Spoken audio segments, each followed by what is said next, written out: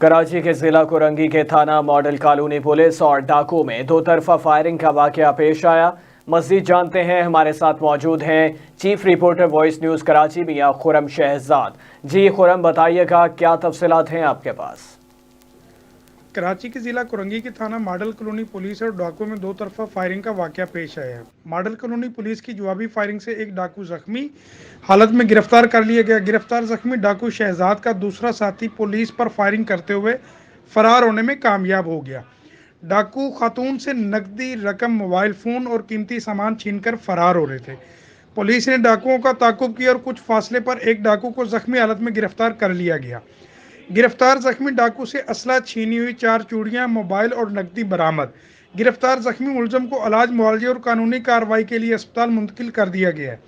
तर्जमान Korangi police का कहना था कि फरार होने वाले मुलजम की तलाश जारी है, जिसे जल्द ही गिरफ्तार कर लिया जाएगा। जी बहुत शुक्रिया खुरम, आप तफसीलात से आगाह कर रहे थे।